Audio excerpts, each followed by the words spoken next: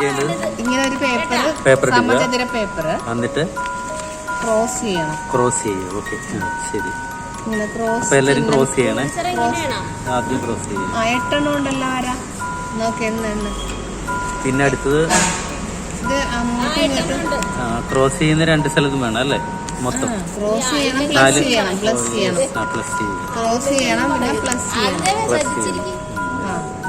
എല്ലാവരുടെയും പേപ്പറിൽ 8 വരെ ഉണ്ടാന്ന് എണ്ണുക. 8. അതവിടെ ടീച്ചറാണ് എണ്ണുണ്ട ആള്. അവിടെ കാണിക്കാം. ദേ ഇങ്ങനെ 8 വരെ കിട്ടിക്കഴിഞ്ഞാൽ നമ്മള് ഇങ്ങനെ പ്ലസ് ചിഹ്നം കാണിച്ചില്ലേ? പ്ലസ് ചിഹ്നം കാണിച്ച 1 വര 2 വരകൾ നമ്മൾ ഇങ്ങനെ കൂട്ടി യോജിപ്പിച്ചിട്ട് ഇങ്ങനെ ചെയ്യുക. മനസ്സിലായല്ലോ? ഇനി അടുത്തത് ബാമി ഇങ്ങോട്ട് വന്നേ. ഇവിടെ ബാമിയുടെ പേപ്പർ ഇവിടെ അവൾക്ക് ഇത് കൊടുക്കാൻ കഴിയില്ലേ?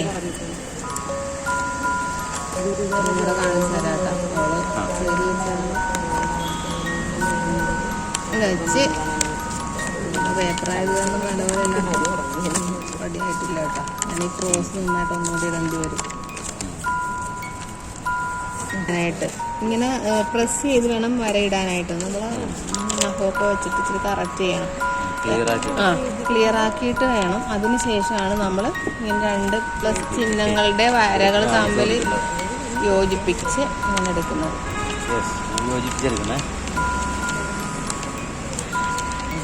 ഇത് ആദ്യത്തെ അതിനെ അലമ്പിട്ടാണ്. ഓക്കെ, ഇത്രയും ചെയ്ത് മനസ്സിലായോ എല്ലാവർക്കും? മനസ്സിലായോ? ഓക്കെ ആണോ? ഇങ്ങനെ ഇരിക്കും കണ്ടാ. ഇതിന്റെ അകത്ത് ഇങ്ങനെ പൂ പോലെ കണ്ടാ ഇങ്ങനെ ഇരിക്കും. ഇനി ചെയ്യും ഒരു വശത്തേക്ക് മടക്കി ത്രികോണം പോലെ ഇങ്ങനെ ആക്കിയിട്ട് ഈ ത്രികോണത്തിന്റെ ഈ ഇത്രയും പീസ് ഇങ്ങനെ ഫോൾഡ് ആയിട്ട് ഇങ്ങനെ ഇരിക്കുന്ന സ്ഥലത്ത് ഒരു ഷേപ്പ് കൊടുക്കണം. അങ്ങോട്ട് ഒരുമിച്ച് മടക്കാം. അങ്ങനെ ഓക്കെ.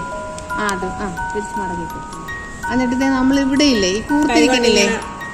നോക്കിക്കേ, കൂർത്തിരിക്കണം. നമ്മൾ ഇങ്ങനെ ഒരു ഇച്ചിരി ഒരു ഷേപ്പ് കൊടുക്കും, ഒരു ശകലം ഷേപ്പ് കൊടുക്കും. കണ്ടാ ഇങ്ങനെ ഇങ്ങനെ കൊടുത്തിട്ട് വീണ്ടും നമ്മളിങ്ങനെ വെച്ച് ഇങ്ങനെ വെച്ചിട്ട് ഈ ഒരു ഷേപ്പ് വന്നു കഴിയുമ്പോൾ നമ്മൾ ഇവിടെ 2 പീസുണ്ട്, ഇവിടെ 2 പീസുണ്ട്. അതിൽ നിന്ന് ഒരു പീസ് എടുത്തിട്ട് ഈ വരയെ കൂടെ ഇങ്ങനെ നട്ട് വെച്ച് ഇവിടെ ഇങ്ങനെ പ്രസ് ചെയ്ത് വെക്കും.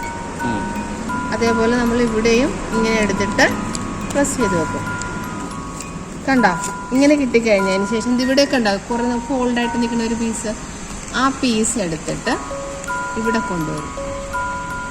കണ്ടോ? ഇവിടെ കൊണ്ടുവന്ന് ഇങ്ങനെ ഒട്ടിച്ച് വെക്കണം, അല്ലെങ്കിൽ സ്റ്റാപ്ലെയർ ചെയ്ത് വെക്കണം. ഇനി ഇതിന്റെ ഒപ്പം തന്നെ നമുക്ക് ഇവിടെ ഒരു കൊമ്പ് വെച്ച് ഇതേപോലെ